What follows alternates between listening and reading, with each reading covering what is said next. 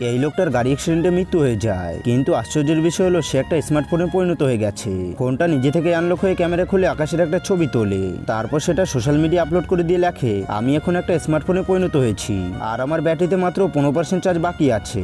সে তার লোকেশনও শেয়ার করে এবং আশা করে কেউ একজন এসে তাকে খুঁজে বার করবে। পোস্টের নিচে আরো লিখে দেয়, যে আমাকে খুঁজে বার করবে সে অনেক বড় পুরস্কার পাবে। কিন্তু মানুষজন তার এই পোস্ট দেখে হাসাহাসি করতে শুরু করে আর কেউ বিষয়টাকে গুরুত্ব দেয় না।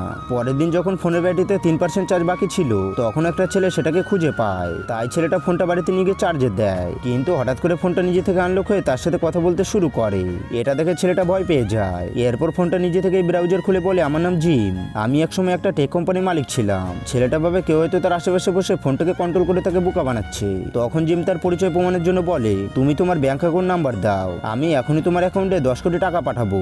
যা শুনে ছেলেটা অ্যাকাউন্ট নাম্বার দিয়ে দেয় আর সত্যি মুহূর্তের মধ্যে তার অ্যাকাউন্টে 10 কোটি টাকা চলে আসে, যা দেখে সে হতভম্ব হয়ে যায়। জিম তখন বলে, তুমি যদি আমাকে সাহায্য করো তাহলে আমি তোমাকে 100 কোটি টাকা দেবো। ছেলেটা বলে, যদি তুমি সত্যি বড় কোনো টেক কোম্পানির মালিক হও তাহলে আমাকে তোমার কোম্পানিতে একটা চাকরি দাও। জিম সঙ্গে সঙ্গে রাজি হয়ে যায় এবং ছেলেটাকে সরাসরি কোম্পানির প্রেসিডেন্ট বানিয়ে দেয়। কিন্তু বন্ধুরা, এরপর কি হয় সেটা দেখার আগে তোমরা যদি তোমার মাকে একটু ভালোবেসে থাকো তাহলে ভিডিওটাতে একটা লাইক দিয়ে চ্যানেলটাকে সাবস্ক্রাইব করে দাও। এরপর অফিসে যাওয়ার সময় ছেলেটার চিন্তা হয়, কোম্পানির কর্মীরা হয়তো বিশ্বাস করবে না সে প্রেসিডেন্ট। কিন্তু জিম বলে, তোমাকে কিছুই করতে হবে না, তুমি শুধু আমার নির্দেশ মেনে চলো। প্রথম নির্দেশ ছিল তুমি আগে কিছু নতুন পোশাক কিনে নাও। তাই ছেলেটা 8টা দামি স্যুট কেনে। পরের দিন অফিসে পৌঁছানোর সঙ্গে সঙ্গে সব কর্মচারী তাকে স্বাগত জানাতে শুরু করে। ঠিক তখনই এক মহিলা এসে নিজের পরিচয় দেয়, আমি অঞ্জু, আপনার সেক্রেটারি। এরপর ছেলেটা প্রেসিডেন্টের কক্ষে গিয়ে খুশিতে পাগল হয়ে যায়, কারণ সে ভেতরে ঢুকে বিশাল বড় অফিস থেকে অবাক হয়ে যায়। দিন শেষে জিন ছেলেটাকে বলে, আমাকে তোমার পুরনো বাড়িতে নিয়ে চলো, আমি শুধু আমার মেয়েকে একবার দেখতে চাই। যা শুনে ছেলেটা রওনা দেয়, কিন্তু বাড়ি বাড়ি গিয়ে দেখে